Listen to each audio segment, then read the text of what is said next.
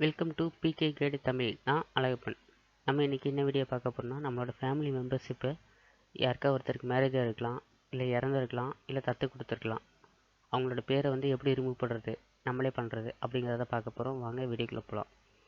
இதுக்கு நீங்கள் ஓப்பன் பண்ணிகிட்டு இருக்க ப்ரௌசரில் டிஎன்பிடிஎஸ்ன்னு டைப் பண்ணுங்கள். நான் கீழே டிஸ்கிரிப்ஷனில் லிங்க் தரேன், அதை கிளிக் பண்ணிக்கோங்க. கிளிக் பண்ணிவிட்டு ஓப்பன் பண்ணுங்கள். இதில் பயனர் நுழைவுன்னு சொல்லிட்டு ஒரு ஆப்ஷன் இருக்குது பார்த்தீங்களா, இதை வந்து டிக் பண்ணுங்கள். உங்களோட மொபைல் நம்பர் வந்து நீங்கள் என்ட்ரி பண்ணணும். ரேஷன் கார்டில் பொருள் வாங்கும்போது என்ன மொபைல் நம்பர் கொடுத்துருங்களோ அந்த நம்பர் வந்து என்ட்ரி பண்ணிக்கோங்க. நானும் என்ட்ரி பண்ணிட்டேன்.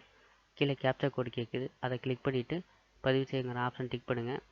உங்கள் மொபைலுக்கு ஒரு 7 டிஜிட் ஓடிபி வந்து மெசேஜ் வந்திருக்கும். அதை கரெக்டாக பார்த்து டைப் பண்ணிவிட்டு பதிவு செய்யுங்கிற ஆப்ஷன் வந்து டிக் பண்ணுங்கள். ராங்காக டைப் பண்ணிங்கன்னா இந்த மாதிரி ரெட் கலர் மார்க் வரும். எந்த லாகின் ஆச்சு. அதுக்கு அடுத்து வந்து உங்கள் ஃபேமிலியில் எத்தனை பேர் இருக்கீங்க அப்படிங்கிறத கரெக்டாக செக் பண்ணிவிட்டு குடும்ப உறுப்பினருங்கிற ஆப்ஷனுக்குள்ளே போங்க.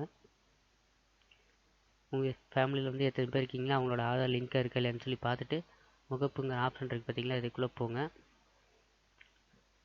போயிட்டு குடும்ப உறுப்பினரே நீக்க அப்படிங்கிற ஆப்ஷன் கேட்டு அதை கிளிக் பண்ணுங்கள். நான் கிளிக் பண்ணிட்டேன். என்ன ரீசனுக்காண்டி ரிமூவ் பண்ணுறீங்க அப்படின்னு சொல்லி கேட்கும்.